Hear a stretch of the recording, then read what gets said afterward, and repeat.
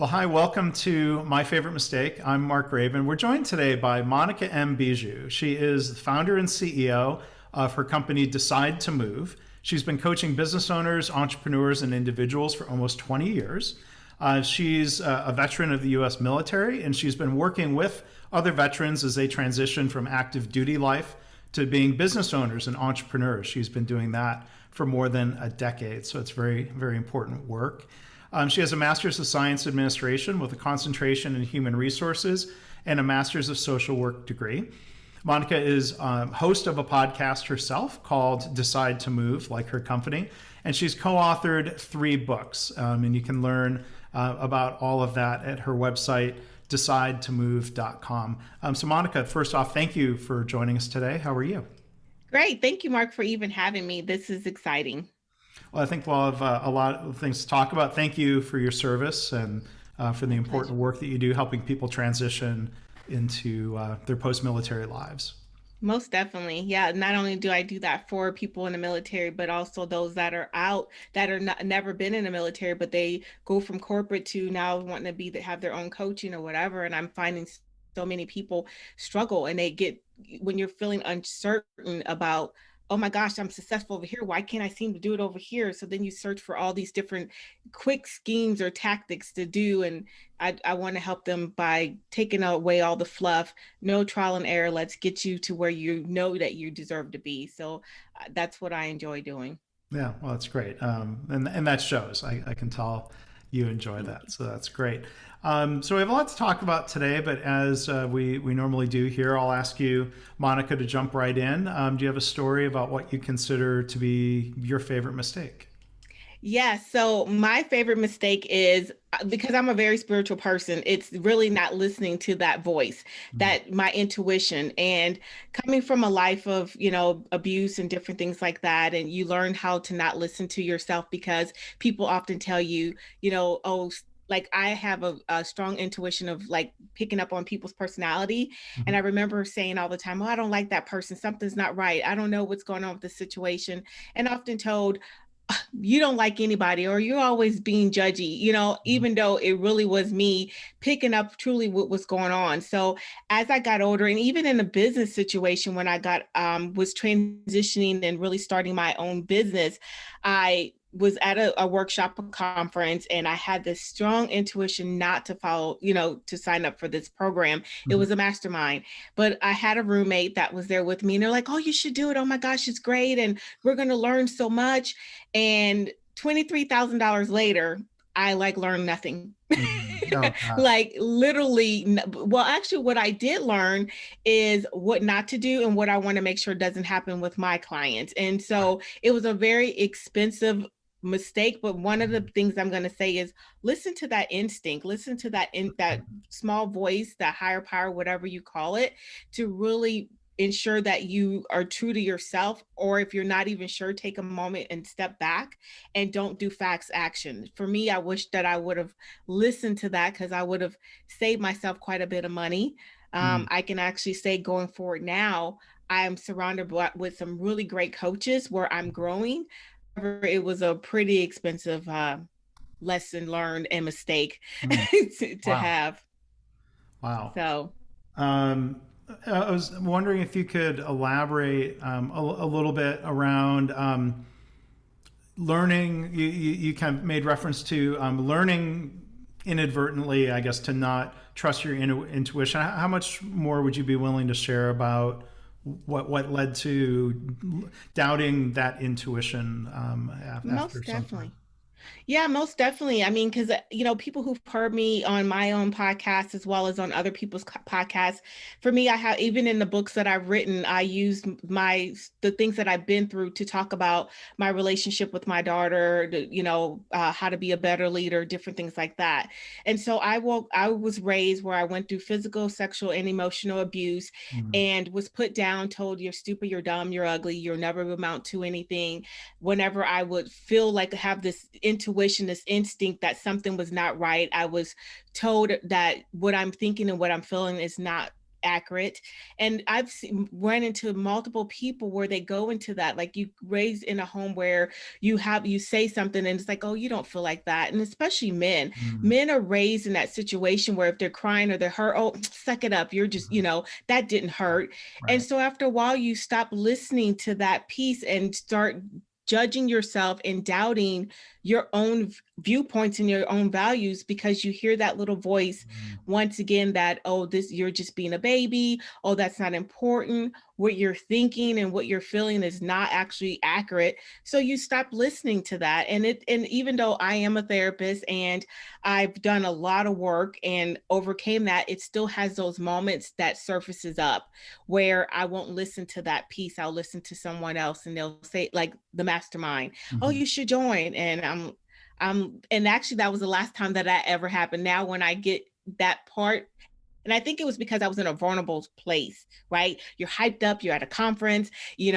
you're going into the business world and you're like, oh my gosh, I'm gonna have my own mastermind that I'm a part of. It was the first one ever. And so that little voice inside came in like, stop being so judgmental. This is gonna be a great opportunity. You don't, you're always like taking things and not, like being dismissive, that Mhm, kind of stuff. mhm, And so that's kind of where that stemmed from, is like those old beliefs surfacing up that I wasn't, what I thought and what I felt was not accurate. Even though I was told I was stupid and dumb, I'm like, I got straight mhm, A's and had a 4.0, mhm, graduated as magna cum laude. But it took still not until I became a captain in the military when I actually finally said to myself, man, I'm proud of me. Like, mm, and that's uh-huh, sad. That's like, mhm, because I joined later in life. So for me to finally say I'm proud of myself, it took a long time to even get that. And I know a mhm. lot of listeners are probably feeling the exact same thing where they doubt who they are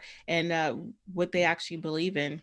Oh gosh, that is unfortunate to be have that reinforced or conditioned to doubt your own worth or doubt your gut feel about Mm-hmm. certain situations. That's probably sort of connected. If you feel better, is this a generalization? If you feel better about yourself, you're going to tend to feel better about what you think you're feeling.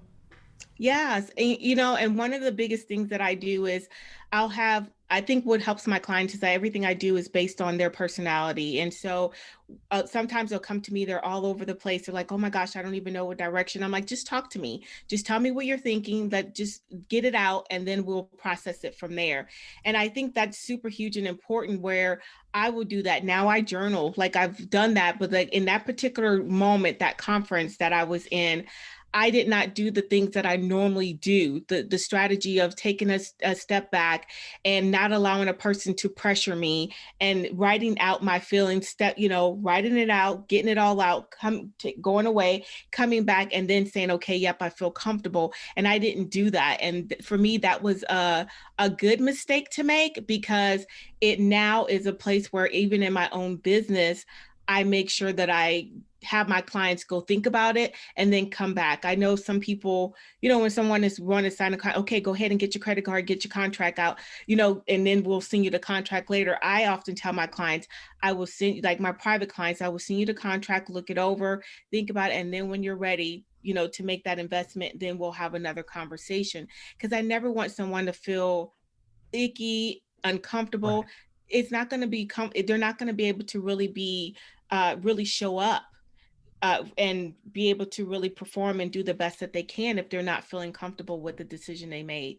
So I don't Hmm. want them to have that FOMO, the fear of missing out. I want them to make a good sound decision. So Hmm. when we start working together, they are ready.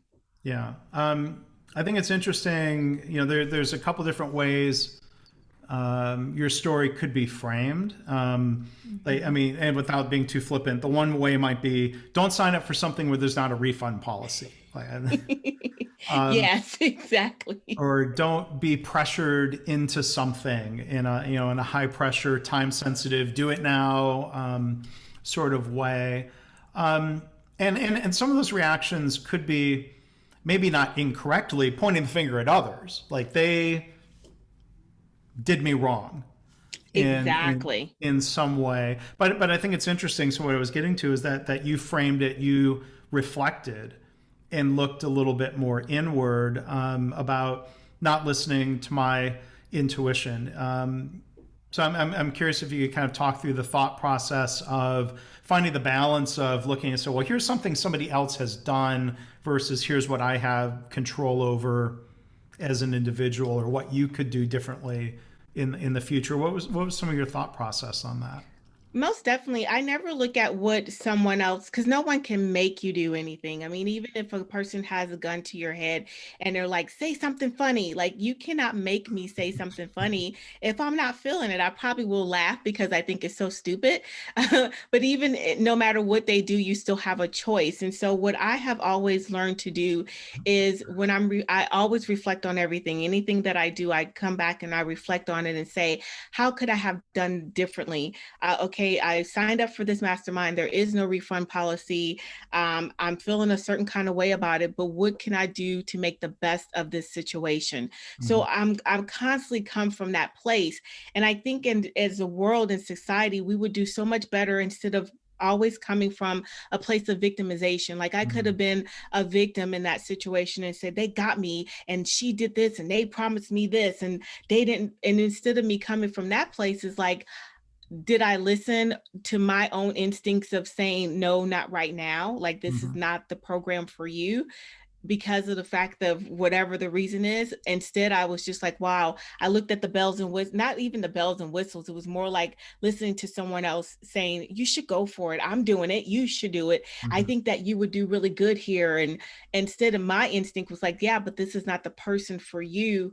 I went against that. And so I have to always take ownership of my behavior and my actions because at the end of the day, no one has control of me. And Mm-hmm. that's one of the things that I teach other people is no matter what happens, what do you like the pandemic? We didn't have control of it, but what do you have control of in that situation? You have control of your attitude, you have control of how you show up, you have control of how you refocus and reframe your day. Or like if you had these goals, how do you make them where you do that pivotal shift? And Mm-hmm. that's my business is about making pivotal shifts. So it's constantly from that frame of I can't do it, make a pivot if I'm too busy looking behind me or focusing on what happened. I mean, I love sports, so think about a basketball player where when they're pivoting, they have one foot playing it and the other one is looking for a right place to go. Either they're going to dribble or they're going to pass it. Well, you can't do that if you're sitting there looking down and focusing on the fact that, oh my gosh, these people are surrounding me and they did this to me and he's pulling my jersey. They're focused on what their next step in their direction is. And Yeah. so that's how I often live my life from that standpoint. I don't know if this works at the analogy, but you're saying if you're looking down and you're thinking like someone's going to steal the ball from you. Yes. I don't know what that translates to exactly, but I don't know. There's Well, some they're always going to try to steal the ball from you, but if you're focusing on the last play, that person, because they're all in your, pulling your jersey and grabbing you, and if you're busy focusing on that instead of focusing on what your next direction and move is going to be, you end up getting tripped up. It's kind of taking that. Did you see what he did to me? No, coach, he was pulling my shirt, so I couldn't make a play. Like, and you will see people who do that, and they're most times it don't bode very well for them and they don't usually are not a good team player. It's the ones who's able to make a quick decision really quickly are the ones that we learn to love. Jordan, Kobe, like there's just so many, Bird, they were able to always take a situation and make the best out of it. I yeah, told you I love sports. I can't yeah, help it. yeah, yeah. Well, I mean, I think about if you watch a football game, and this happens in basketball or hockey, Yes. it's the person who retaliates who gets penalized more often than not.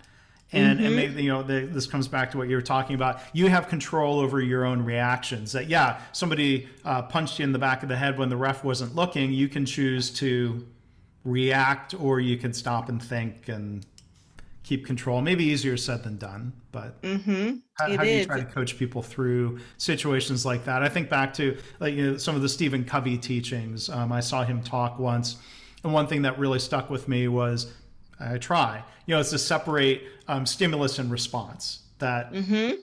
as people, we sometimes more than others do have control and not just being completely reactive. What are some of your thoughts about getting better at that or coaching others to be better at that? Just like anything that takes practice, but one of the things, like I said, I let people just, flood me with their information, whether it's my coaching clients or my therapy clients, and just flood me with whatever's on their mind and just freely talk and hold space for them. I don't shut them off when they're like, why did you think that, or that was dumb. I just let them Mm-hmm. give it to me. And then when we're done, after they process it, because a lot of times you just have to get it out of you once they're, because especially when you're growing up, you're not validated, you're told that, automatically stop before you even finish your feelings or your thought. So I let them just be able to say it all out and just hold space and validate them. I can understand why you were frustrated in that particular situation. Now looking at the whole picture based on, and I'll repeat what they said to me, what things do you feel like you actually had control of in there, or what things could you have done? And so they're coming from a free flowing place where it's not filled with judgment, it's not filled with not feeling validated. It's coming from a place of thinking where they're actually now able to look at the whole picture and be able to think and think through it, and they end up coming up with their own, like, oh, I could have done this, I could have, did this, or and next time I or would have done this, and I validate. It's like usually when we're in our fight, flight, or freeze, or in that moment of reaction, your brain does not give you the ability to think in that moment. So let's come up with avenues where it becomes a habit to do that. When it's a Mm-hmm. habit, it's a lot easier than being reactive, because when you're in your emotions, it's very hard to think and focus and come up with a good solution. So it's always like one, holding space for someone and just allowing them to feel and have emotions. Mm-hmm. Yeah, and to So respect that, and yeah, yes, validating. yeah. Mm-hmm. It's huge. And we miss that big part of our lives, is people validating us, Yeah. you know? So Um, have you watched this is, it's sports related, but it's been a popular show this past year. Ted Lasso. Have you watched that? I haven't, this year has been a really trying year. So I haven't been watching very much TV because between my business and then dealing with medical stuff and then working like TV, I had to be very intentional. So when I get off from watching therapy, doing therapy and then going into coaching and just variations, because they both require different sets of skill sets. I usually will watch something that doesn't require me to think at all. So like The Masked Singer, or something Yeah. that has singing and I don't have to think about anything that they're saying or doing. Well, and part of why I brought it up, I mean, in difficult times. I mean, I think Ted Lasso is it's a very unique show in a lot of ways. It's a very positive show, and in the 10 episodes of it, you get to about episode 8, and there's a scene. Without trying to give away the whole thing, or I'm certainly not going to try to recreate it, but there's a scene where Ted Lasso, who's this American who's a fish out of water in England, coaching what we would call soccer, not American football, which is his background. But he gives us a little speech about always being underestimated, and he's basically in the process of hustling the former owner of the soccer team in a game of darts in a pub. And like, if I win the game, you have to stay away from the team and your ex-wife who now owns it. But he gives this little speech, and he gives this lesson of people like people who think they have it all figured out, judge everybody else, and instead of judging, ask more questions. Be Yes. curious, not judgmental. And that scene hit me in a lot of ways, because that's something I'm not trying to turn this into a counseling session. No, you're But there are fine. times I find myself being judgmental, and I think there's a good reminder there of asking questions. Kind of remind. So your talk about respecting how someone is feeling or reacting. Anyway, sorry, No, you're fine. No, this is got perfectly sidetracked. fine. No, it's not. And I'll actually that you explain what it is, I'll probably go look at it and add it in my schedule somewhere. But no, I think that's a super huge part is, and I like that about asking more questions. And one of the things that I have taught people, it's a communication tactic, it's an assertive communication. It keeps it out of that feelings of, oh, you did this to me or anything else like that. And it's called FIZ, fact, impact, and solution. And focusing on those three things allows you to really focus on the fact. It's the action of what happened, the act, the impact of that act, and then a solution of how you prefer to see things happen later. And having those three little components, those three little assertive steps, keeps you into from going into the you zone, the blaming, the shaming. It's fact, this is what happened, this is the Mhm. impact it had on me, or this, or whatever situation we're in. And then here's a solution, or what do you recommend we do so that it won't happen again. But when a person's able to focus on a solution instead of feeling a certain kind of way, insecure or inadequate, it actually breeds for a better relationship, whether it's business, your clients, your family, your children. It works in everything.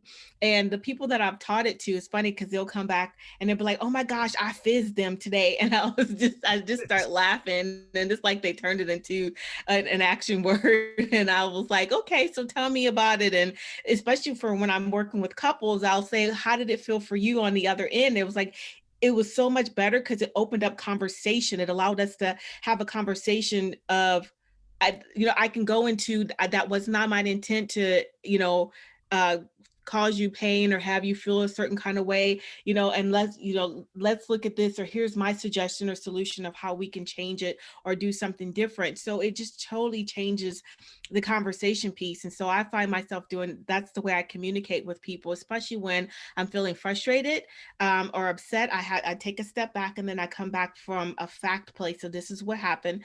This is the impact that it had on me. And this is what I would like to see different. And it just totally changes the way that I have conversation or communication with people.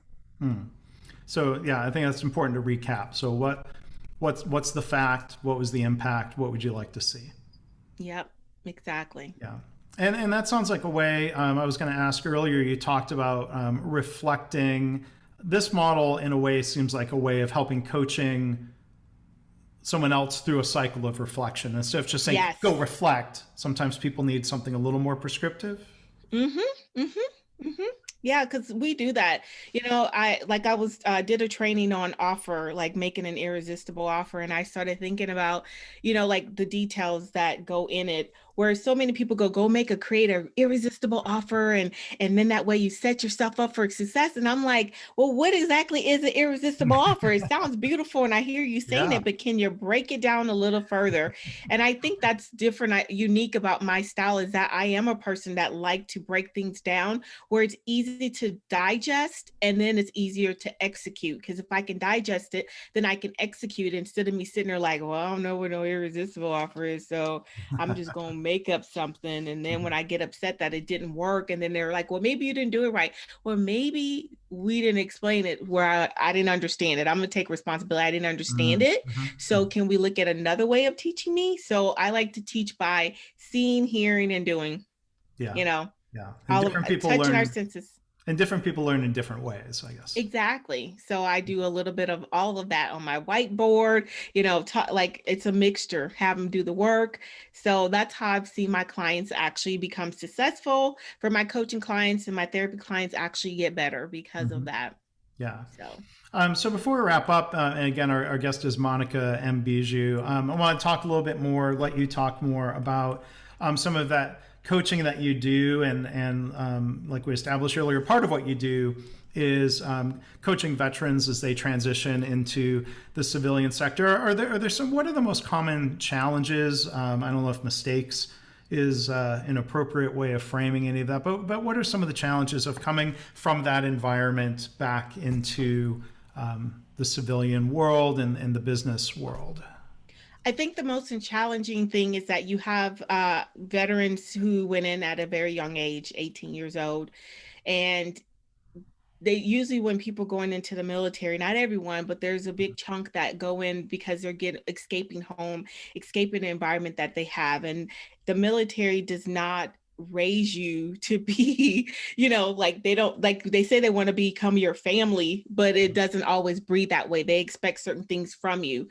So when a person is, a lot of times they don't understand and know their worth because they end up becoming doers, right? I moved from place to place multiple times. If you're enlisted, it's like you can be at one place for 7, 8 years. Sometimes you can be there as 3 or 4. If you're an officer, 2 years, no more than 4. So you have that constantly moving transition.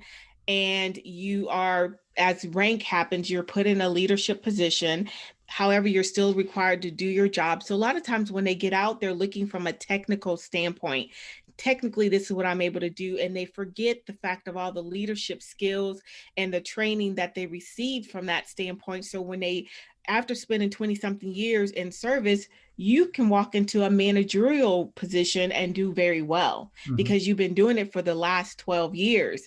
And that's one of the biggest things that I see that a lot of them don't have. Like I had a client recently, and he's getting ready to retire, and he was like, so we were talking about, okay, what's your transition, what does it look like, what does your next phase look like? And they said, well, I'm going to get out and I'm going to go for six figures. And people often say I give people looks. I don't know what those looks are, but I think I gave him a look. I was like, really? That's what you're doing, six figures? And or no, it was five figures. Yeah, he was in like 60,000 or 70 or something like that. He It was wasn't like a low aiming high number. enough. Yeah, it wasn't six figures. It was like, yeah, like 50, 60,000. And I'm like, and I was like, seriously? So let's talk about it. Let me ask you, so I used my whiteboard and I wrote down a list of I just had them start listing all their skill sets and the Hmm. things that they do. And then I, sat back and I said, just look at that. Just look at that list right now and just look at it and tell me what you see. And I said, what would you say if you were a boss, a CEO of a big company, and you had to hire somebody that came with all those, not only the technical skills, but those soft skills? Hmm. What would you think that they were worth? And it was like, man, with all that, I think about six figures, like 150 a minimum. And I was like, really? Because that person is you, Yeah. and it's like, it's a Yeah. simple of reflecting, because we Yeah. often think lower of ourselves than what we're worth. So that's, not say the big mistake, but the biggest Mhm. thing that I see has been the hang up of really understanding their worth, that they're coming from a skill set that a lot of people don't actually have when they come out. So and being able to work under hard situations, Mhm. being very disciplined, just a whole bunch of stuff. So Yeah. that's one of the things that I've seen. Yeah. Well, and it's good that you're able to help people from all walks of life deal with their professional challenges or career transition challenges or Hmm. personal Yes, challenges. Yeah. most definitely. Most definitely. So Monica's website is www.decide2move.com. So it's just spelled out TO move.com. Maybe one last question. What's the origin of the name Decide to Move? Yes, so decide to move. I thought you were going to ask me about my name itself. So decide to move really came about. Each letter is an acronym. That's why it's in capital letters.